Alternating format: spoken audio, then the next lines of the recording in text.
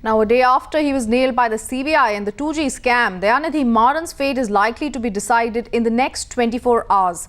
The question, will the Prime Minister drop Dayanidhi Maran from the Union Cabinet? Let's go across to Poonam Agarwal, who joins us on the story. Poonam, sources telling us the government is mulling over options on Maran's fate.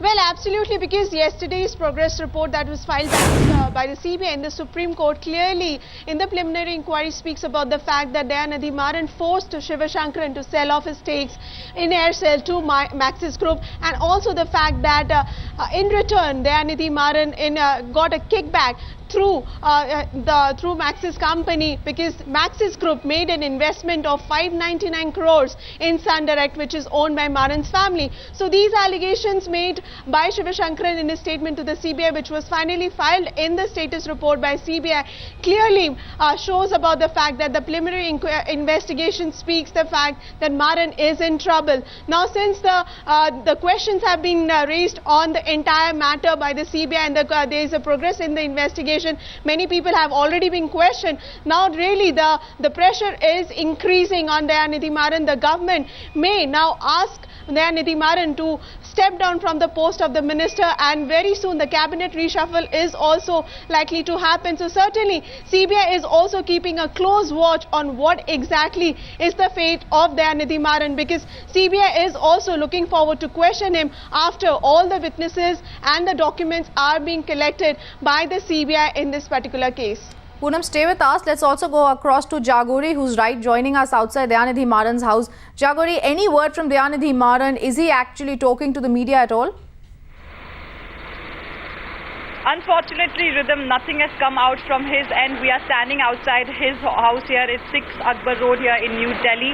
It is very difficult to say where he is at this moment. We tried to find out from his PA and the security personnel here, but clearly they are not giving us a clear picture as to the whereabouts about Textile Minister Dayanidhi Maran. But we've seen how yesterday, after the CBI filed a status report in the Supreme Court, the clamour really has grown for the Telecom Minister's ouster. Yesterday we saw J. Jayalalitha, the Chief Minister of Tamil Nadu, who was here in New Delhi, again reiterating the fact that on moral grounds Dayanidhi Maran should step down, and she said the onus is really on the Prime Minister to act. Also, the BJP did not leave an opportunity to attack the government on this front. We also saw how the Congress has been on the defensive.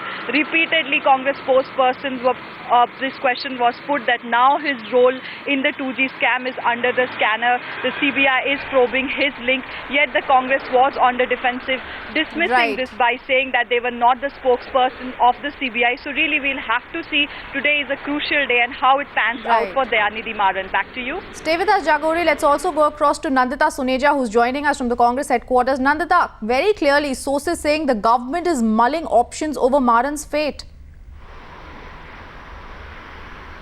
Yes, it is, Rhythm. In fact, every step of the CBI investigation on Maran is being looked at very closely by those who are in government and those close to the Prime Minister's office. For the time being, what we are hearing from our sources in government is that since there is no FIR and no charge sheet that has been filed with Maran's name in it, that's why there are options open for Maran. Of course, there is a lot of pressure on Maran to resign, but all this will depend on which direction the investigation further leads. As far as the Congress is concerned, politically speaking, the last thing they want right now is another resignation, because they have realized that in the past, with every resignation that they have asked for, there's only been more attack from the opposition.